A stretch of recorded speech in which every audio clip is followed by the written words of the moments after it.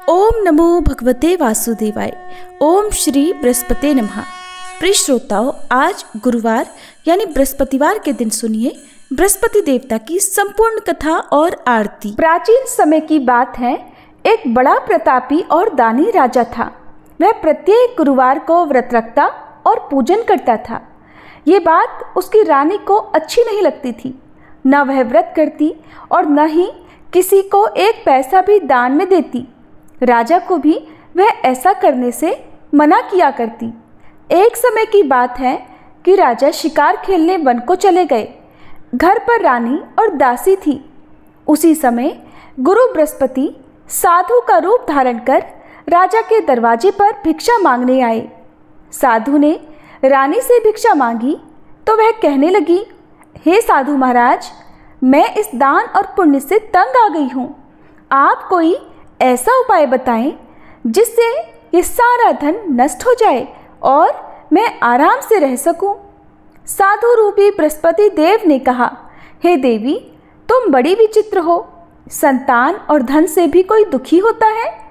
अगर तुम्हारे पास धन अधिक है तो इसे शुभ कार्यों में लगाओ जिससे तुम्हारे दोनों लोक सुधरें।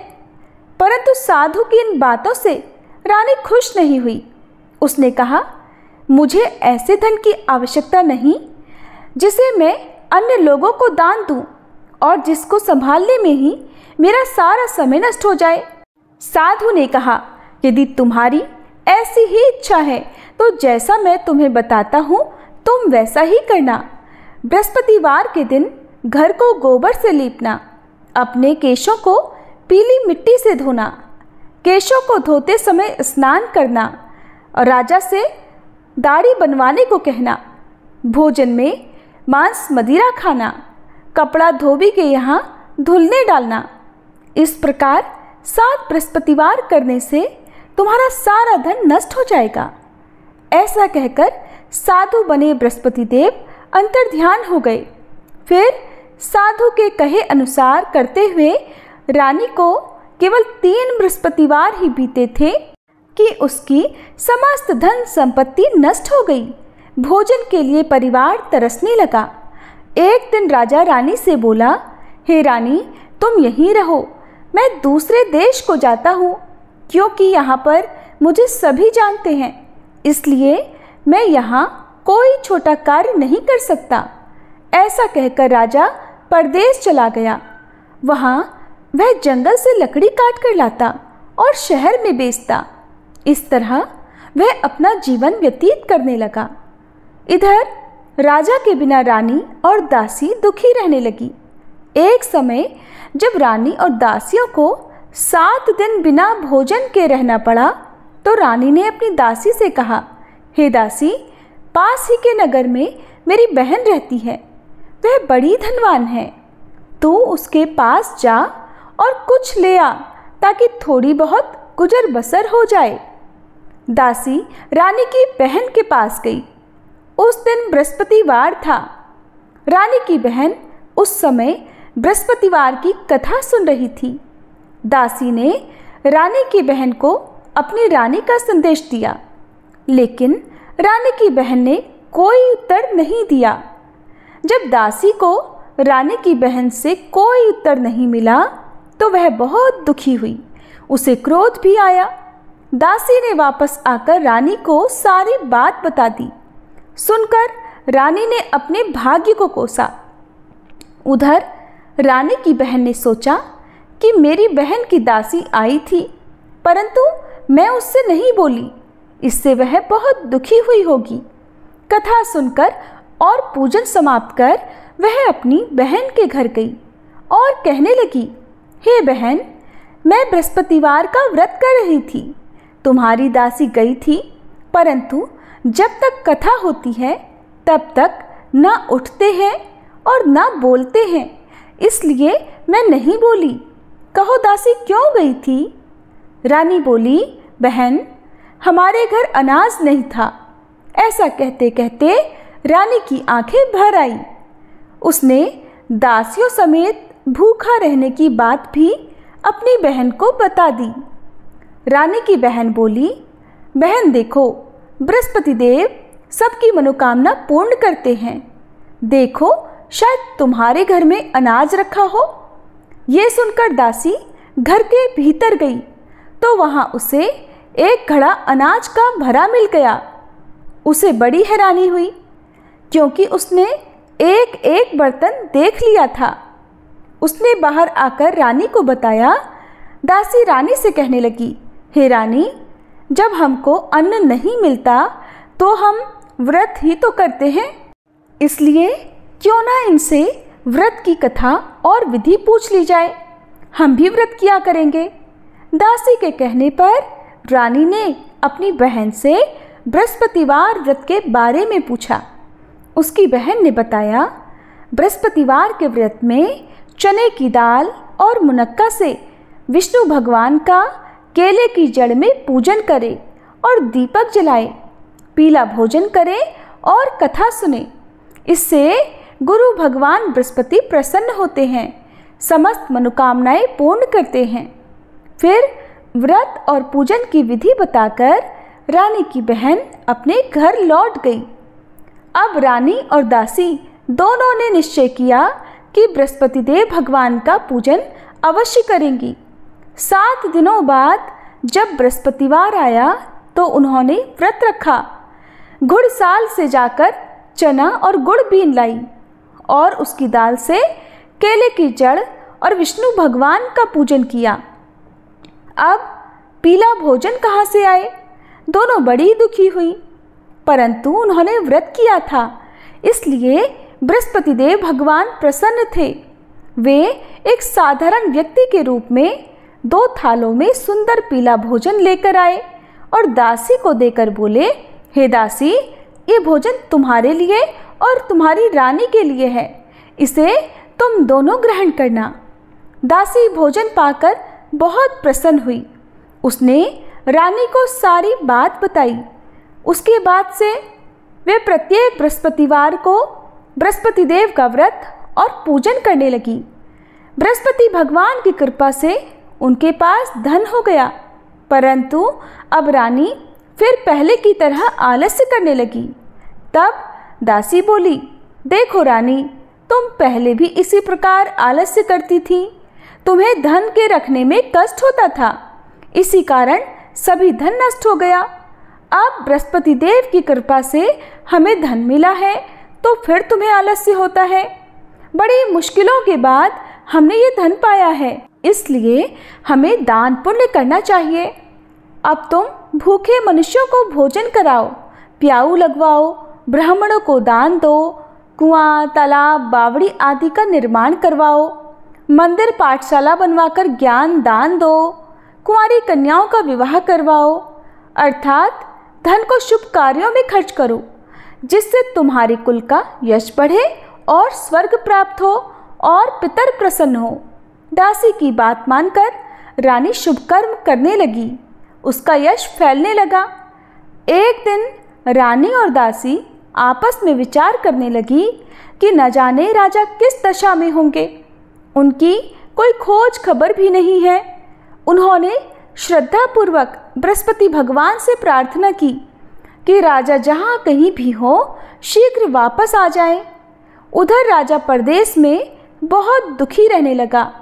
वह प्रतिदिन जंगल से लकड़ी बीन कर लाता और उसे शहर में बेचकर अपने दुखी जीवन को बड़ी कठिनाई से व्यतीत करता।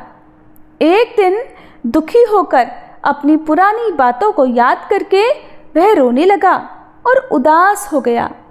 ठीक उसी समय राजा के पास बृहस्पति देव साधु के वेश में आकर बोले, हे लकड़हारे, तुम इस सुनसान जंगल में किस चिंता में बैठे हो, मुझे बताओ। ये सुन राजा के नेत्रों में जल भर आया। साधु की वंदना कर राजा ने संपूर्ण वृतांत सुना दिया। महात्मा दयालु होते हैं। वे राजा से बोले, हे राजा, तुम्हारी पत्नी ने बृहस्पति देव के प्रति अपराध किया था, जिसके कारण तुम्हारी ये दशा हुई। अब तुम किसी प्रकार की चिंता मत करो, भगवान तुम्हें पहले से अधिक धन देंगे। देखो, तुम्हारी पत्नी ने बृहस्पतिवार का व्रत प्रारंभ कर दिया है। अब तुम भी चने की दाल और गुड़ जल के लोटे में डालकर केले का पूजन करो, फिर कथा कहो या सुनो। बृहस्पति भगवान तुम्हारी सब कामनाओं को पूर्ण करेंगे। साधु की बात सुनकर राजा बोला, हे प्रभु, लकड़ी बेचकर इतना धन नहीं बचता जिससे भोजन करने के बाद मैं कुछ बचा सकूं, और मैंने रात्रि में अपनी रानी को व्याकुल देखा है। मेरे पास कोई साधन नहीं जिससे इसका समाचार जान सकूं। फिर मैं बृहस्पति देव की क्या कहानी कहूं, ये भी मुझको मालूम नहीं है। साधु ने कहा, हे राजा, मन में बृहस्पति भगवान के पूजन व्रत का निश्चय करो, वे स्वयं तुम्हारे लिए कोई रास्ता बना देंगे। बृहस्पतिवार के दिन तुम रोजाना की तरह लकड़ियां लेकर शहर में जाना। तुम्हें रोज से 2 गुना धन प्राप्त होगा, जिससे तुम भलीभांति भोजन कर लोगे और बृहस्पति देव की पूजा का सामान भी आ जाएगा। जो तुमने बृहस्पतिवार की कहानी के बारे में पूछा है वह इस प्रकार है। बृहस्पति देव की कहानी। सभी प्रेम से बोलिए बृहस्पति भगवान की जय। प्राचीन काल में एक बहुत ही निर्धन ब्राह्मण था। उसकी कोई संतान नहीं थी। वह नित्य पूजा पाठ करता, लेकिन उसकी पत्नी न स्नान करती और न किसी देवता का पूजन करती। इस कारण ब्राह्मण देवता बहुत दुखी रहते थे। भगवान की कृपा से ब्राह्मण के यहाँ एक कन्या उत्पन्न हुई। कन्या बड़ी होने लगी। प्रातःकाल स्नान करके वह भगवान विष्णु का जप करती। बृहस्पतिवार का व्रत भी वह करने लगी। पूजा पाठ समाप्त कर पाठशाला जाती तो अपनी मुट्ठी में जौ भरकर ले जाती और पाठशाला जाने के मार्ग में डालती जाती।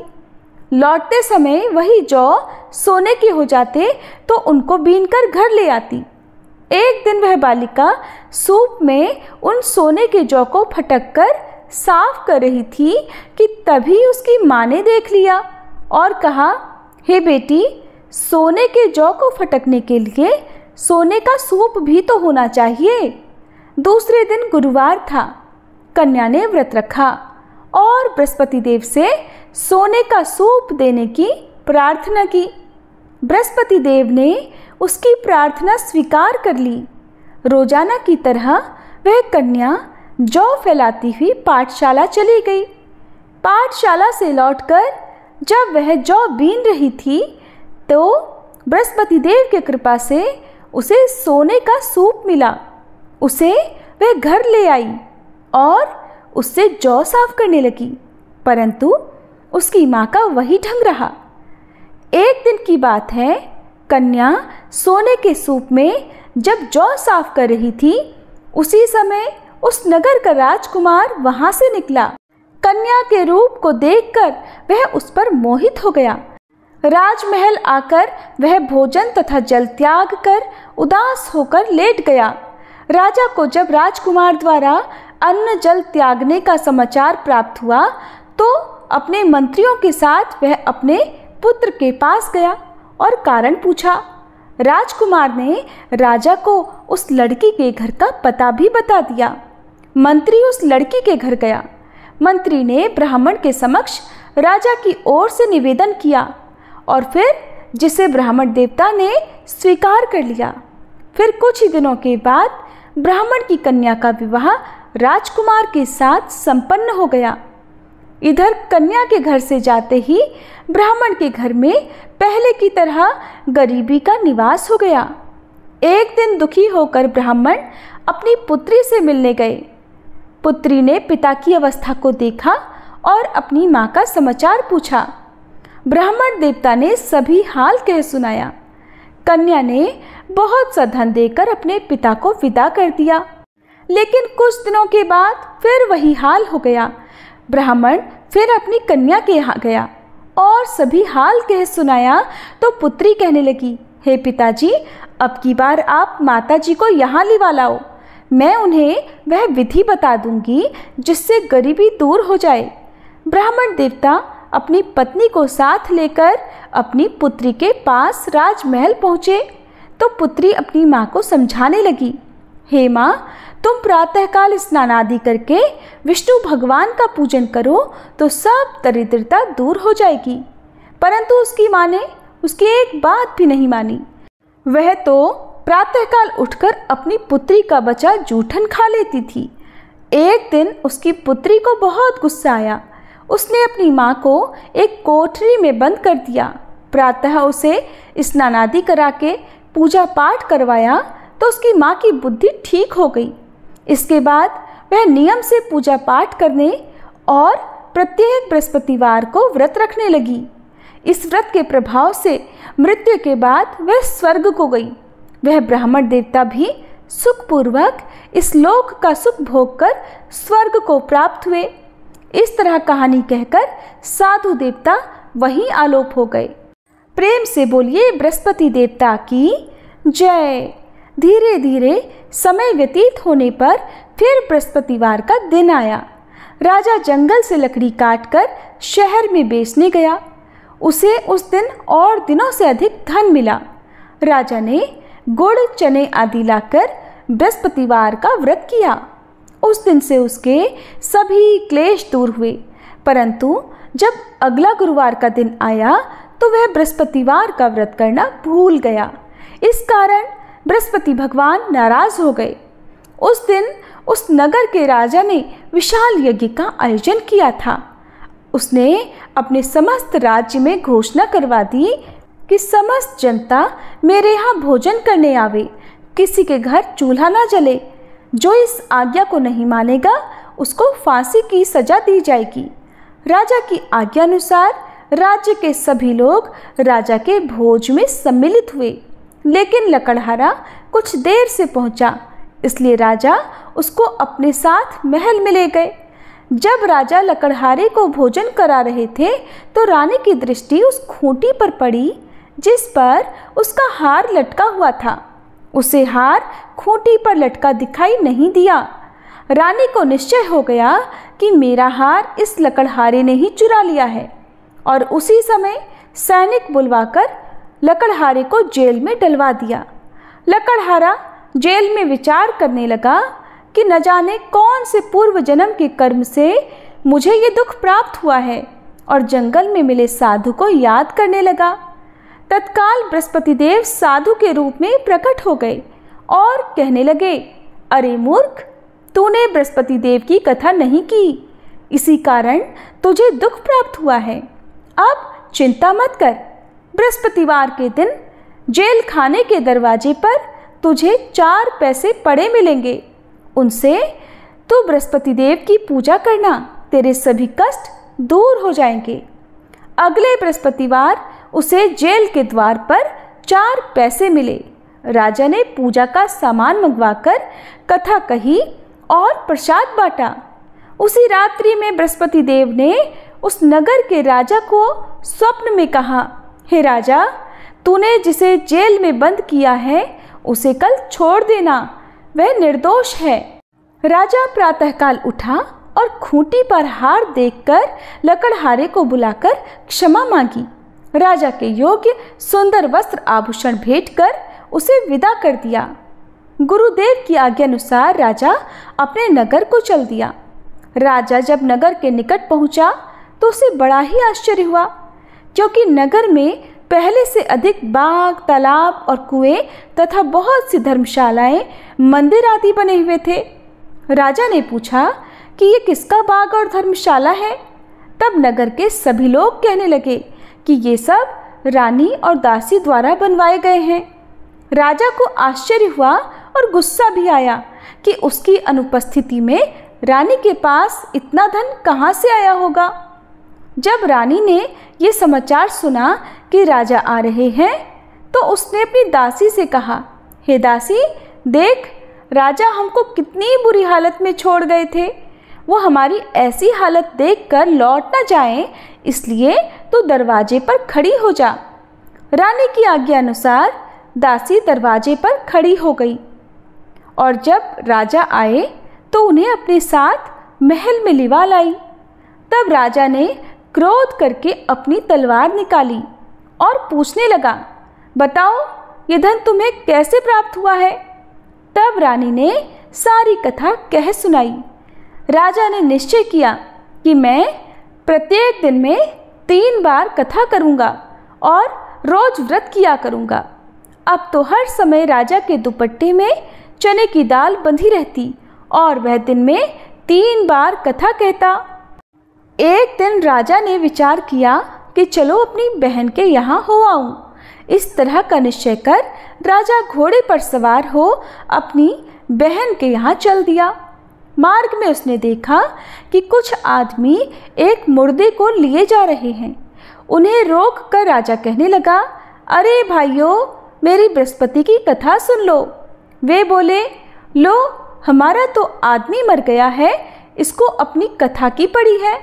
परंतु कुछ आदमी बोले, अच्छा कहो, हम तुम्हारी कथा भी सुनेंगे। राजा ने दाल निकाली और कथा कहनी शुरू कर दी।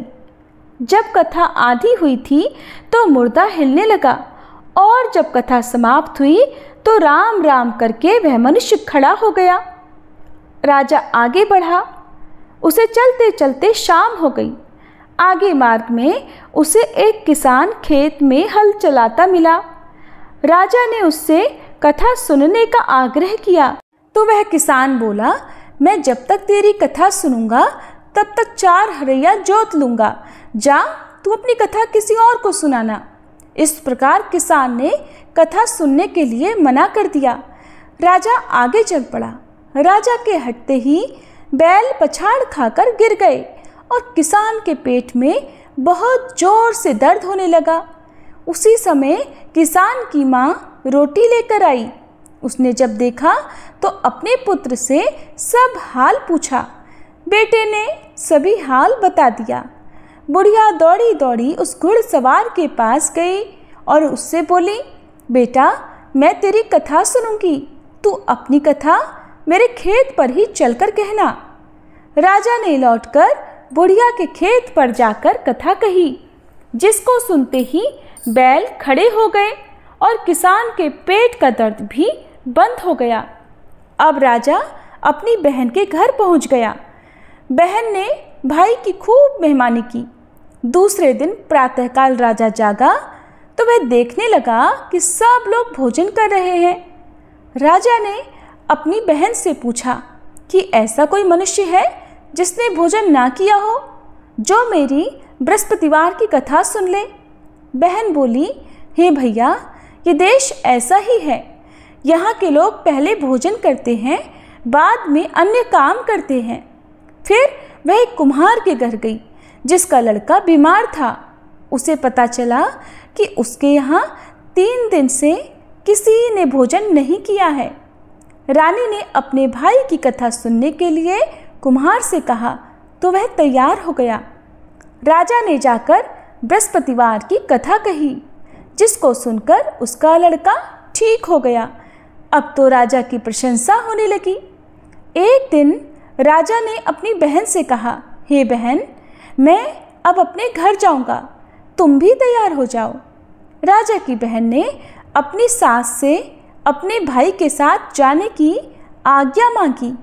सास बोली, चली जा, परंतु अपने लड़कों को मत ले जाना, क्योंकि तेरे भाई के कोई संतान नहीं होती है। बहन ने अपने भाई से कहा, हे भैया, मैं तो चलूंगी, परंतु कोई बालक नहीं जाएगा। तब राजा बोला, जब कोई बालक नहीं जाएगा तब तुम भी जाकर क्या करोगी। अब राजा अपनी बहन को भी छोड़कर दुखी मन से अपने नगर को लौट आया। राजा ने अपनी रानी से आकर सारी बात बताई और बिना भोजन किए वह शैया पर लेट गया। रानी बोली, हे प्रभु, बृहस्पति देव ने हमें सब कुछ दिया है, वे हमें संतान भी अवश्य देंगे। और उसी रात बृहस्पति देव ने राजा को स्वप्न में कहा, हे राजा, उठ, सभी सोच त्याग दे, तेरी रानी गर्भवती है। राजा को ये जानकर बड़ी प्रसन्नता हुई और फिर 9वें महीने रानी के गर्भ से एक सुंदर पुत्र पैदा हुआ। तब राजा बोला, हे रानी, स्त्री बिना भोजन के रह सकती है, परंतु बिना कहे नहीं रह सकती। जब मेरी बहन आए तब तुम उससे कुछ मत कहना। रानी ने हाँ कर दी। जब राजा की बहन ने ये शुभ समाचार सुना तो वह बड़ी खुश हुई और बधाई लेकर अपने भाई के यहाँ आई। रानी ने तब उसे आने का उलाहना दिया। तब बहन बोली, भाभी, अगर मैं इस प्रकार ना कहती तो तुम्हारे घर संतान कैसे होती। बृहस्पति देव सभी की कामनाएं पूर्ण करते हैं। जो सद्भावना पूर्वक बृहस्पतिवार का व्रत करता है और कथा पढ़ता है अथवा सुनता है और दूसरों को सुनाता है, बृहस्पति देव उनकी सभी मनोकामनाएं पूर्ण करते हैं, उनकी सदैव रक्षा करते हैं। जो संसार में सद्भावना से गुरुदेव का पूजन और व्रत सच्चे हृदय से करते हैं, जैसी सच्ची भावना से रानी और राजा ने बृहस्पति देव की कथा का गुणगान किया, तो उनकी सभी इच्छाएं बृहस्पति देव ने पूर्ण की। इसलिए अनजाने में भी बृहस्पति देव की कभी उपेक्षा ना करें। ऐसा करने से सुख शांति नष्ट हो जाती है। इसलिए सभी को कथा सुनने के बाद प्रसाद लेकर जाना चाहिए और हृदय से बृहस्पति देव का मनन करते हुए जयकारा बोलना चाहिए। प्रेम से बोलिए, बृहस्पति देव की जय। ओम जय बृहस्पति देवा, स्वामी जय बृहस्पति देवा। छिन छिन भोग लगाऊं, कदली फल मेवा। ओम जय बृहस्पति देवा। तुम पूर्ण परमात्मा, तुम अंतर्यामी, स्वामी तुम अंतर्यामी। जगत पिता जगदीश्वर, जगत पिता जगदीश्वर, तुम सबके स्वामी। ओम जय बृहस्पति देवा। चरणामृत निज निर्मल, सब पातक हरता, स्वामी सब पातक हरता। सकल मनोरथ दायक, सकल मनोरथ दायक, कृपा करो भरता। ओम जय बृहस्पति देवा। तन मन धन अर्पण कर, जो जन शरण पड़े, स्वामी जो जन शरण पड़े। प्रभु प्रकट तब होकर, प्रभु प्रकट तब होकर, आकर द्वार खड़े। ओम जय बृहस्पति देवा। दीन दयाल दयानिधि, भक्तन हितकारी, स्वामी भक्तन हितकारी। पाप दोष सब हरता, पाप दोष सब हरता, भव बंधन हारी। ओम जय बृहस्पति देवा। सकल मनोरथ दायक, सब संशय तारो, स्वामी सब संशय तारो। विषय विकार मिटाओ, विषय विकार मिटाओ, संतन सुखकारी। ओम जय बृहस्पति देवा। जो कोई आरती तेरी प्रेम सहित गावे, स्वामी प्रेम सहित गावे। ज्येष्ठानंद बंद सो सो निश्चय पावे। ओम जय बृहस्पति देवा। ओम जय बृहस्पति देवा, स्वामी जय बृहस्पति देवा। छिन छिन भोग लगाऊं, कदली फल मेवा। ओम जय बृहस्पति देवा।